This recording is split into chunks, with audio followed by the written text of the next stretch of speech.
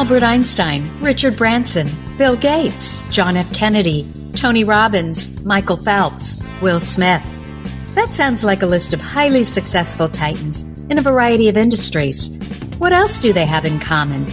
Well, they all have ADHD, but you don't hear much about that, do you? You know what you hear even less about? The successful women navigating ADHD. And that's exactly why I started this podcast, ADHD for Smartass Women. I'm your host, Tracy Otsuka. I'm an attorney, not a doctor, a lifelong student, not a coach. I'm also the creator of Cortography, a patent-pending system that helps people like you figure out what they should do with their life. And we're here today to talk ADHD, your superpowers, your symptoms, your workarounds, and how you proudly stand out instead of trying to fit in. I credit my ADHD for some of my greatest superpowers. And you know what? I spy a happier life for you too. So without further ado, a shiny new episode is starting now.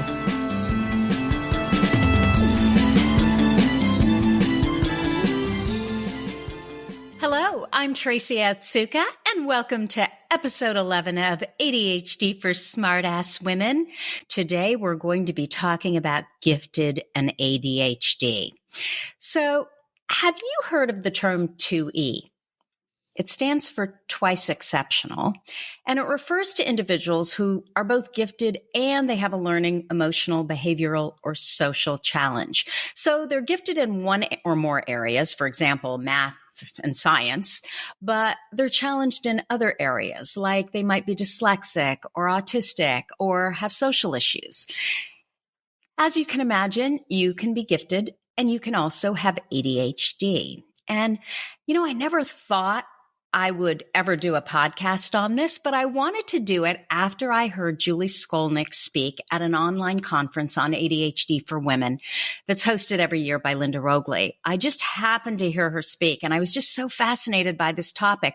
I had heard of 2E, and I kind of knew what it was, but I really didn't. I just learned so much. And, a lot of these podcasts, they come about as a way to force myself to really think through and apply new information that I learned to my own life.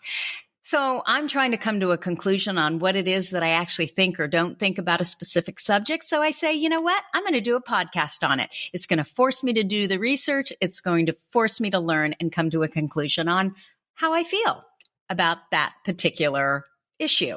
And this podcast, it's no exception.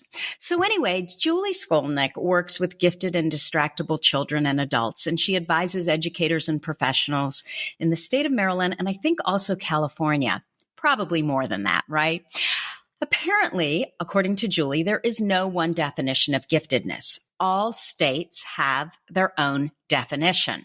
So there's no standard.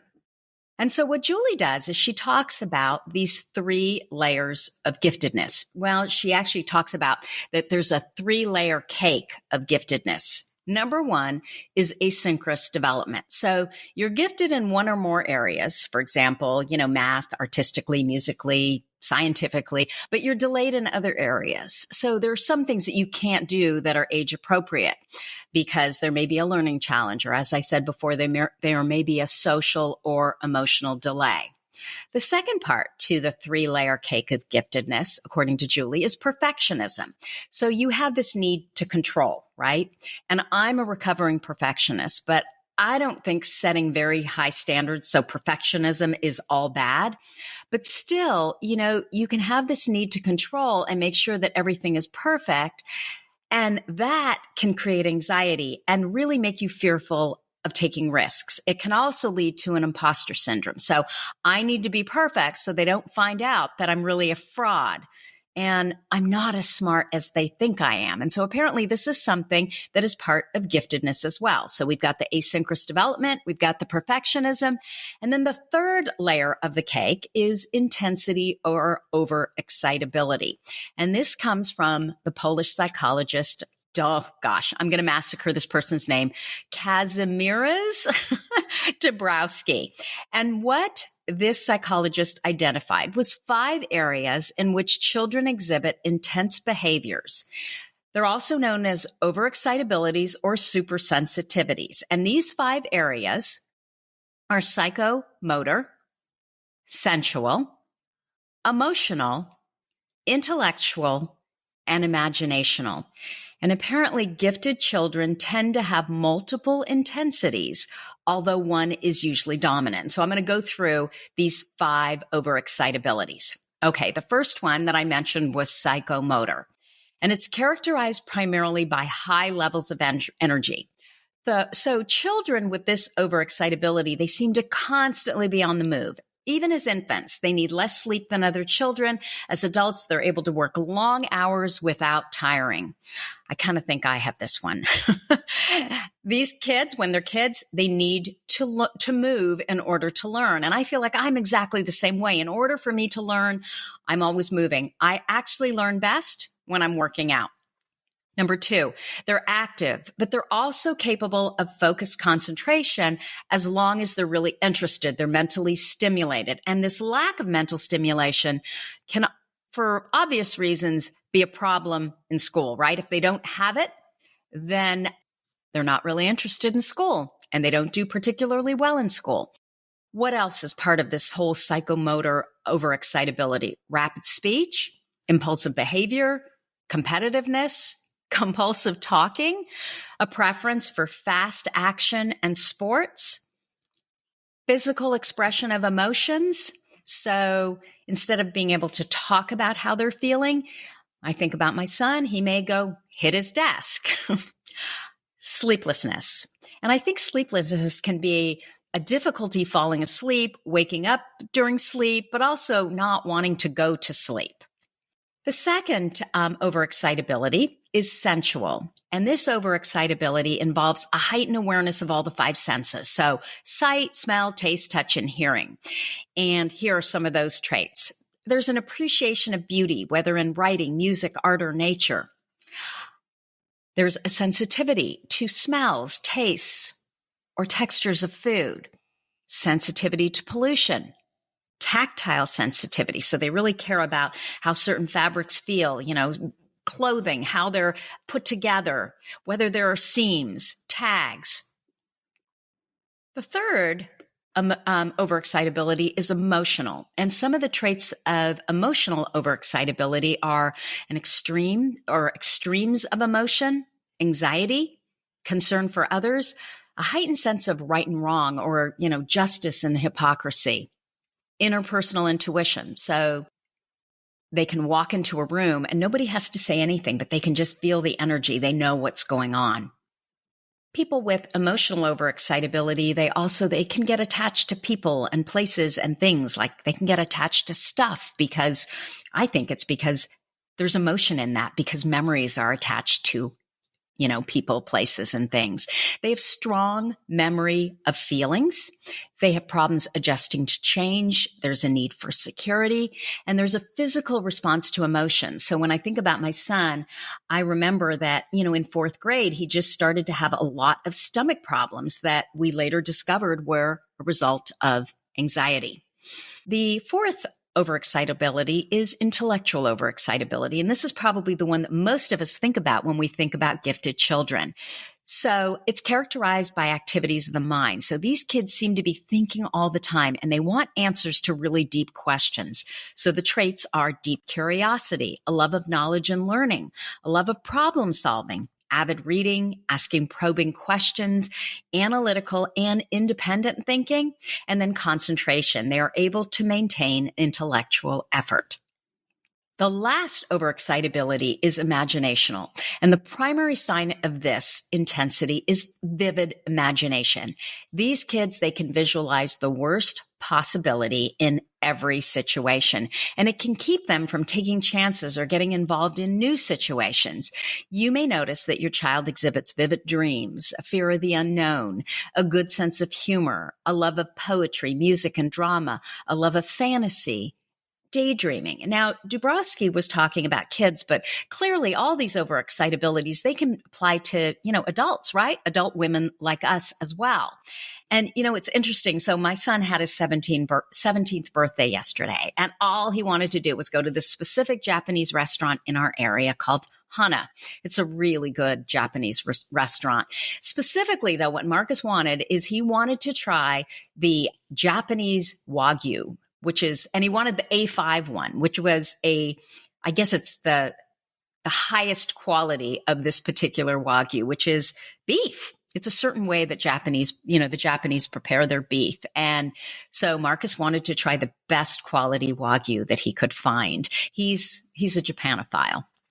Anyway, as we were sitting there at this restaurant, I thought, you know what? This may be the perfect example to pull out my list of overexcitabilities, because I knew what I thought as it related to my son, but I wanted to know what he thought as well. Like, I've always known that Marcus is smart, He's just so much wiser than most kids his age, and he's certainly wiser than I was at my age. But he's wise regarding what's going on in the world and how he makes connections, interpersonally and intrapersonally too. Like, he can just see how things come together. And from the time he was in fourth grade, teachers have remarked about how bright he is, but they've also remarked at how variable his attention is, right? And so he was recently retested. We took him this time to take the Woodcock-Johnson test, which I think was so much better. And I wish I could remember what the test was that he took before. But the Woodcock-Johnson, to me, that's the standard when you're testing for ADHD. And if I were to ever recommend any test for ADHD, it would be this one. It was just so much more comprehensive. And so what we noticed in this test is Marcus has some really big gaps around auditory processing. He has issues with phonetics, pronouncing words. So he just kind of makes them up at times. So I guess with his issue, what he has to do is he has to memorize the words. He cannot phonetically sound them out, right? And he struggles with visual spatial abilities. In fact, the first psychologist who tested him when he was in sixth grade or going into seventh grade at the time, basically said, okay, you are not going to be an architect, right? So because of, these big gaps in his testing, they couldn't test his IQ. But what we noticed in areas like his processing speeds, literally everywhere, he was off the charts. And usually processing speeds is where those of us with ADHD suffer, right? It's why we get extra time on tests, because it just takes us longer to get through things. Now, what Marcus has often said to us is that is the last thing I need is more time. He blows through everything. What Marcus needs is really to slow down. And so I've wondered about that. But anyway, I had never thought of Marcus as gifted. And it's not because I didn't think he was really smart, but it was because, number one, he was so variable in school, and also because he's so good socially. Like, he wins people. He knows people. So getting back to my story, so my husband and I are sitting in this Japanese restaurant. Marcus is enjoying his A5 Wagyu beef. And I thought, you know what? This is the perfect time to kind of approach him about these various excitabilities. And I wanted to see, what did he think he had? Did he think he had any of these traits? And so I asked him, and we sat down, we made a list, and what he discovered is he believed that he had all of the psychomotor traits. He had almost all of the imaginational and sensual traits, and he had more than 50% of the emotional intellectual traits. And that really got me to think about, what is ADHD and how does it relate to giftedness? And what really does it mean to be smart? Like, what is intelligence? What is it even? Attention deficit hyperactivity disorder. My son is bored, sitting in a chair, listening to his teachers talk. He can focus on so many things at once. So who really has the deficit of attention? Is it the kid who can focus on many things at once? Or is it the kid who really only focuses on one thing at a time? I don't know. But what I discovered about giftedness is apparently you can do poorly in school and still be gifted. And I found a number of really interesting resources that I'm going to post in the show notes, but this one floored me. There is actually an association called the Association for the Education of Gifted Underachieving Students. It's called AGUS. I guess that's the acronym, AEGUS. The other thing I learned about giftedness is for a gifted person to succeed, they have to do work that's interesting and meaningful. And they don't like rules that don't make sense to them. So I took all these gifted qualities, right? The asynchronous development, the perfectionism, the imposter syndrome, the need to move, the compulsive talking, the imaginational excitability, which sounds like creativity to me, the justice sensitivity, the interpersonal intuition, the deep curiosity, the problem solving, the independent thinking, the sense of humor, the daydreaming. And now then, this need to do work that is interesting and meaningful, and the fact that you can't deal with a bunch of useless rules. And I'm thinking, well, what does that sound a lot like? Yeah, it sounds a lot like ADHD, doesn't it? And you're right, because what Julie Skolnick, Dabrowski, and Susan Baum, who's another expert in this field of giftedness, taught me is that apparently ADHD and giftedness can look identical. And I've wondered about this, with my son for a while now. And so the next thought that I had was then I worried about medication. Now, my son isn't on medication, so I'm thinking about just kids with ADHD who have my son's symptoms generally. And again, I am not against medication, as long as it's not the first line of defense and as long as it's not the only thing that you do. I think where a lot of kids and adults really struggle is that they get this ADHD diagnosis and right away, the only thing that's thrown at them is a prescription for, a stimulant, for medication, but you don't do anything else. And I just don't think that's enough. And I heard John Rady, you'll recognize the name. I did a podcast last week, or actually it launched this week, about exercise and ADHD. John Rady wrote the book and it's called Spark. And he also co-wrote Driven to Distraction. And so I heard him speak about exercise a couple days ago, and it really, really hit home what he said. Medication, he said, was vastly undersold in his mind because medicine can do so much for so many people with ADHD, and it is relatively safe. The other thing I should say about John Rady is he also has ADHD. So what he says always means so much more to me. And I have personally seen lives literally change overnight with medication. I mean, it's been that, oh gosh, what is the word? I'm on an ADHD brain blip here. It's that significant what medication can do, what I have seen happen to people with ADHD where medication works for them.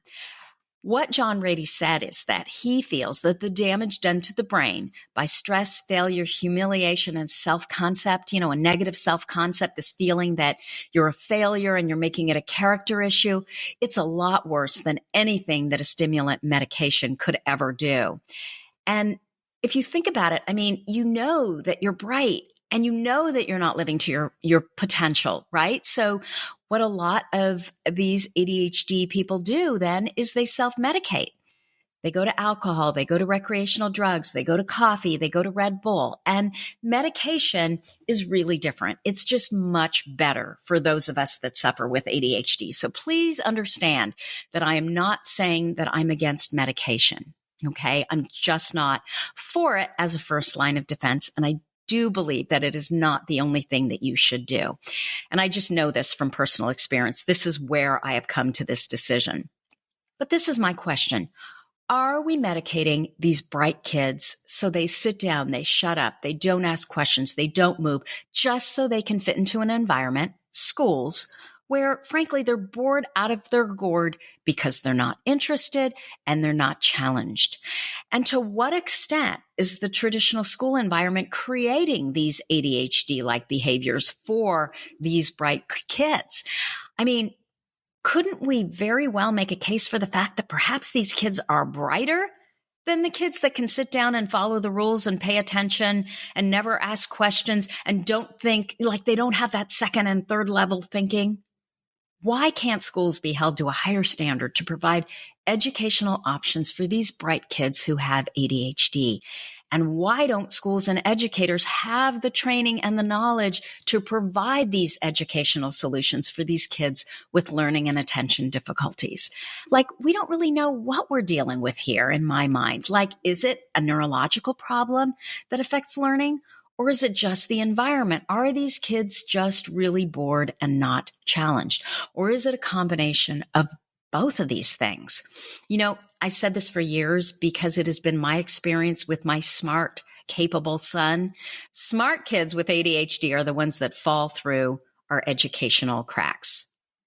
Anyway, in my experience, teachers can tell that they're smart in the classroom and they can tell that they're capable of learning. But these kids are disorganized. They forget to turn in homework. They often seem to not even be able to do homework, like my son. He literally cannot study for more than 20 minutes for a test. So the teachers and parents, right? We think, oh my gosh, this child is capable, but they won't do it. So it must be that they're just lazy. ADHD, it's not new. It has literally been cited in psychiatric literature as minimal brain damage since the mid 1800s. And that's right around when our school system came into existence. The other thing that I learned is Gardner's theory of multiple intelligences. And I've heard of this before, but I didn't really apply it to this whole giftedness. So there are actually 8 intellectual domains, according to Gardner. There's verbal, there's logical, mathematical, spatial, kinesthetic, the one that a lot of ADHD people have, right? We need to move in order to learn. There's musical, there's naturalistic, interpersonal, and intrapersonal. So interpersonal is how you relate with others. Intrapersonal is being really self-aware and understanding why you do what it is that you do. Now, school is basically about verbal and logical mathematical abilities. So kids who aren't achieving in school, they're not achieving in the verbal and logical mathematical areas or domains, may have other exceptional abilities in one of the other 6 or more intellectual domains. So maybe ADHD is connected to specific intelligences. Anyway, so I come out to, okay, what do I do? What do I do with a son like Marcus? I'm going to give you some ideas. A lot of them I got from Susan Baum. And again, I'm going to have all these links in the show notes, but the timing is so perfect because I just got a text from Marcus's Spanish teacher that, Tracy, he's really, really gifted in Spanish. He has really good pronunciation. He really understands languages. He has an aptitude for languages, but he's screwing around. And so I asked my son, what's going on? And he said, I'm bored. I'm not challenged. And there's a bunch of other kids there who are native Spanish speakers. And so the 3 of us just speak in Spanish and kind of screw around. And so I was thinking, okay, well, so what do we do? The first thing I think that we need to do, and I pulled this from Susan Baum, is we need to ask, are these kids hyperactive, impulsive, and unable to focus everywhere? It's not uncommon that some kids are bored because they're not being challenged. And my son is certainly one of them. He flat out tells me when I ask him, okay, why are you not applying yourself in Spanish? Why are you screwing around? I'm bored and it's not challenging. And then he said, why can't we just do field trips? We live in California. There are tons of places where there are predominantly there are people who speak predominantly Spanish. Why can't we do field trips and go learn out there like in the real world? Good question, isn't it?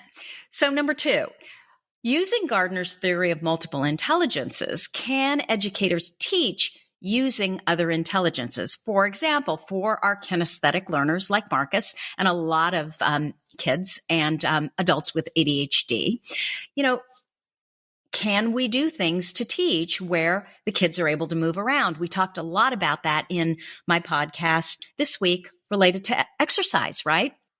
Can we also teach to interest? This is a big thing with ADHD, and I'm constantly going into Marcus's school and saying, asking, okay, this is what Marcus is interested. How can we teach English around these interests? And I'm going to talk a little bit more about that in a second. Number 3, look at students' behavior in different learning environments to estimate the optimal conditions for learning. So when Marcus was screwing around in math, I asked him, what's going on in math? And he said, you know what? It's the end of the day. I am so burnt out. I am so checked out. That is the last thing that I want to do. Now, keep in mind, Marcus's testing scores in math are really high. Most of them are in the 98th percentile. Some of them are in the 98th percentile. So he is clearly smart and capable in math. Number 4, observe parent-child and teacher-child interactions to see if limits are set and the student can self-regulate. So Marcus has told me himself, if a teacher can't control the classroom, he's going to take advantage. I know that's terrible. But again, he's really self-aware. He knows what helps him to focus and maintain, self-control, and he knows when he goes off the rails. And one of the things he's told me is, look, I don't want my teacher to be my friend. I want a teacher that I respect. Flat out said that. Number 5, observe the child to decide to what degree the student's creativity is appreciated, reinforced, or allowed expression. And I'm going to combine that with number 6. Is there any effort to develop the student's gifts or talents? How does the student behave during these activities? And so I want to tell you about Marcus's English teacher. As you can tell, he has struggled at times in every single subject, just about. I think history and social studies is the only one that he hasn't. But I also think that teacher that he's got right now is so on point. And Marcus has said, I respect him so much that even when he's boring, I am going to bust my hump to do as best as I can for him. But anyway, as far as looking at how to build or reinforce a child's creativity and appreciate it, and also develop a student's gifts or talents while teaching. So Marcus was struggling in English. He just really hated it. What they were doing was reading primarily fiction, I think all fiction, and it was just subjects he just did not care about. So I went to his teacher and I told her, okay, my son is interested in anything around music, specifically hip hop and rap. He's interested in social and political justice. He's interested in prison reform, anything along those lines. He is a social justice kid. And so what did this teacher do? She completely revamped the curriculum because she noticed that she was losing a lot of the boys. She completely revamped the curriculum. They are now watching a documentary in class, and it was on Netflix, and it's a series, and it's a documentary on looking at the police and looking at gang activity and how similar they are. And it's all about social and political justice, right? So the kids are really into this. It's affected their writing. It's affected their and all, positively, it's affected their participation. They're having really good conversations. And what I love about this school is that they can do these things. They're willing to look at these things instead of just teaching to, the textbook. So that really worked not only for Marcus, but the other boys that this teacher felt like she was kind of losing in the classroom. Okay, number 7, assess the student's instructional level and evaluate curricular pacing. So, is the child bored? Clearly, my son was in a Spanish class that it's not challenging, and so he's looking for trouble. He's looking for something that interests him, right? Number 8, and this is something that I'm adding, especially after my podcast on exercise and how important it is to improve focus and aid in learning. I'm going to bring a couple jump ropes to school next week.